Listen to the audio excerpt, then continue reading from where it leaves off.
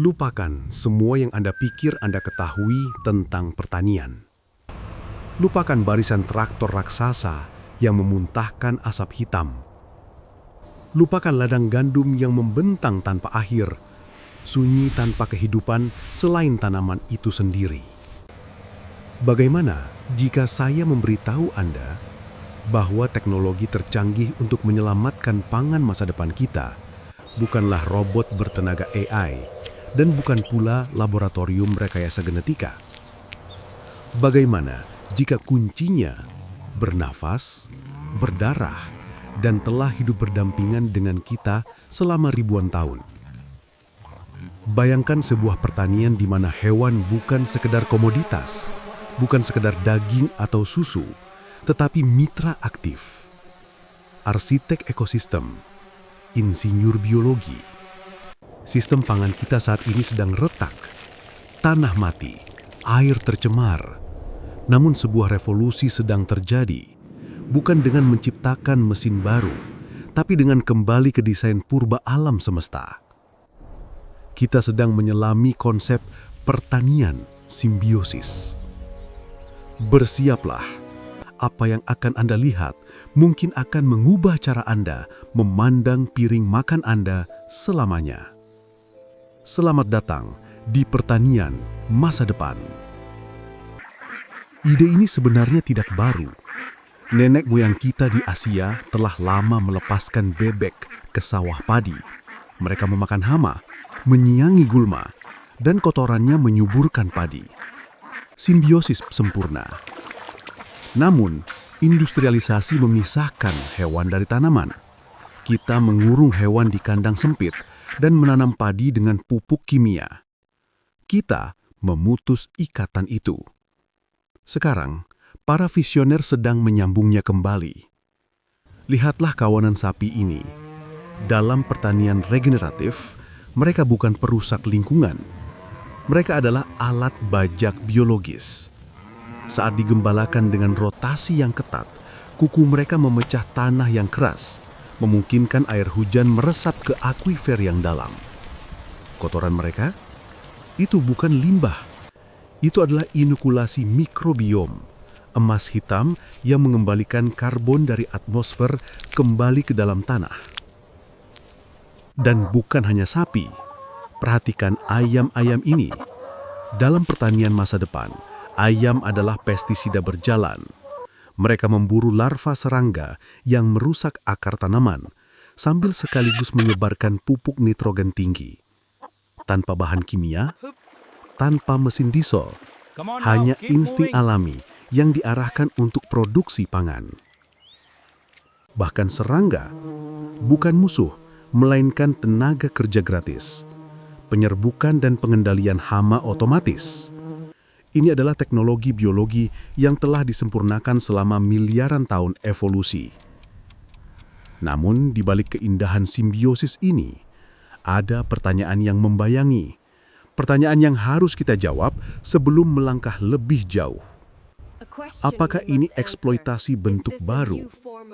Jika kita merancang sistem di mana hewan bekerja untuk menyuburkan tanaman kita, apakah kita memperlakukan mereka sebagai makhluk hidup atau hanya sebagai komponen mesin biologis? Di mana garis batas antara kemitraan dan perbudakan ekologis? Ada juga bahaya yang nyata. Menyatukan kembali hewan dan tanaman dalam satu ruang membawa resiko lama. Penyakit, zoonosis. Dalam peternakan terpadu, kotoran hewan bersentuhan langsung dengan tanah tempat sayuran kita tumbuh. Bagaimana kita menjamin bayam di piring Anda bebas dari patogen berbahaya? Ini adalah tantangan desain monumental.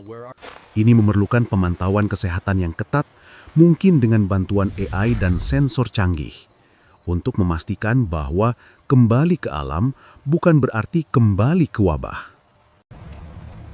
Dan tentu saja, uang. Apakah model ini bisa memberi makan 10 miliar manusia? Pertanian industri cepat dan murah karena memotong sudut. Pertanian simbiosis ini lambat, rumit, dan memerlukan keahlian tinggi. Apakah kita siap membayar harga sebenarnya dari makanan yang diproduksi secara etis dan ekologis. Namun mari kita singkirkan keraguan sejenak dan melihat potensinya. Jika kita berhasil memecahkan teka-teki etika dan keamanannya, hasilnya adalah sebuah keajaiban efisiensi. Bayangkan sebuah sistem zero waste yang sesungguhnya. Contoh paling nyata, aquaponik. Ikan menghasilkan limbah amonia. Bagi ikan, itu racun. Bagi tanaman, itu pupuk premium. Tanaman menyerap nutrisi itu, membersihkan airnya, yang kemudian kembali ke ikan. Tidak ada pupuk kimia yang dibeli, tidak ada air yang dibuang percuma. Atau bayangkan silvopasture, mengintegrasikan pepohonan, ternak dan tanaman pangan. Pohon memberikan naungan bagi hewan, kesejahteraan hewan meningkat. Hewan menyuburkan pohon, dan akar pohon menahan air tanah. Ini adalah senjata rahasia melawan perubahan iklim. Tanah yang dikelola dengan integrasi hewan terbukti menyerap karbon jauh lebih banyak daripada pertanian konvensional. Hewan yang sering dituduh sebagai penyebab pemanasan global dalam sistem yang tepat justru bisa menjadi penyelamat iklim. Mereka mengubah limbah pertanian menjadi protein dan mengubah tanah mati menjadi spons penyerap karbon. Kita berdiri di persimpangan peradaban. Di satu sisi, jalan pintas teknologi yang memisahkan kita dari alam.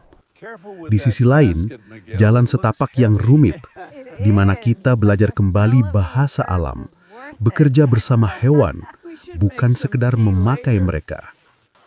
Pertanian masa depan mungkin tidak terlihat seperti pabrik baja yang steril.